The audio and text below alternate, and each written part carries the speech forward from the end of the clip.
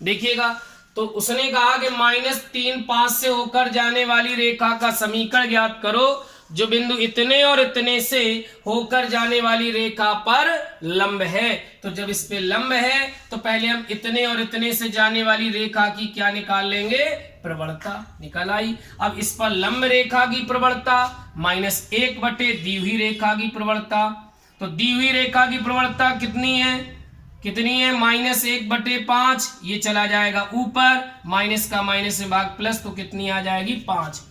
अब ये आ गई रेखा पे लंब रेखा की प्रवणता। अब जो ये लंब रेखा है ये कहां से जा रही, -3 5 से, यानी x1 y1 से। तो आपको पता है लंब रेखा की प्रवणता मान लो कैपिटल M। अब आपको पता है कि x1 y1 से होकर जाने वाली रेखा का समीकरण क्या बताया था, y माइनस y1 बराबर m, कौन सी m, लंब रेखा की, इंटू x माइनस x1।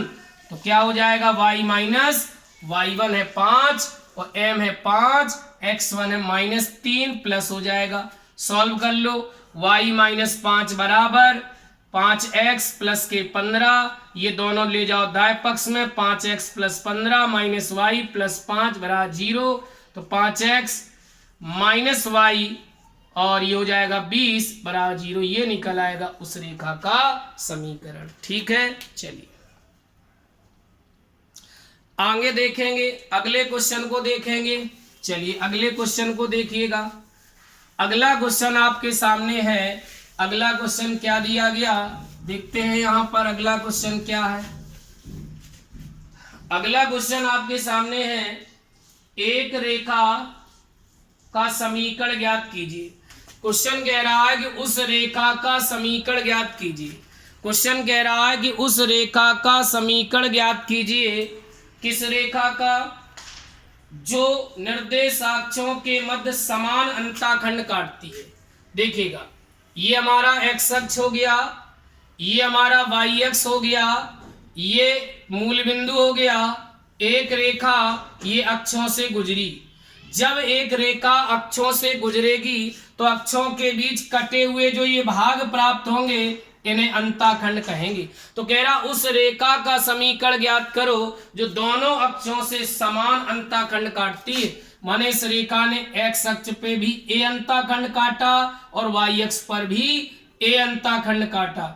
ठीक, और यह रेखा 2 3 से जाती है। ये 2 3 कहाँ होगा, प्रथम चतुर्थांश में, इससे होकर जाती है। इसका समीकरण ज्ञात करो।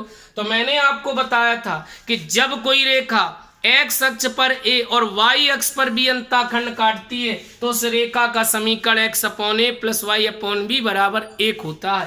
तो यहाँ पर रेखा का समीकरण क्या होगा, यहाँ मान लेंगे, माना रेखा द्वारा दोनों अक्षों पर कटे अंतःखंडों की माप कितनी है, एक रेखा दोनों अक्षों पे क्या कर रही है, समान अंतःखंड काट रही है। चाहे ए मान लो चाहे बी भी मान लो। तो रेखा का समीकरण क्या होगा, देखिए जब एक रेखा x अक्ष पर a और y अक्ष पर b अंतःखंड काटती तब रेखा का समीकरण x upon a plus y upon b बराबर 1। लेकिन दोनों अक्षों पे a काट रही तो समीकरण x upon a plus y upon b a equal 1। LCM ले लो, a आ गया x प्लस वाई इक्वल 1, त्रियक गुणा करिए x plus y is equal to 1। अब यह रेखा कहां से जा रही, 2 3 से, तो लिख दो यह रेखा 2 3 से होकर जाती है। तो जान लीजिए जब कोई रेखा किसी बिंदु से होकर जाती है तो वह बिंदु उस रेखा के समीकरण को क्या करेगा, संतुष्ट। तो x के स्थान पे 2, y के स्थान पे 3, तो कितना आ जाएगा, a का मान 5 रख दीजिए। तो रेखा का अभीष्ट समीकरण क्या आ जाएगा, रेखा का जो अभीष्ट समीकरण होगा वो x plus y is equal to 5, ये निकल आएगा। ठीक है, चलिए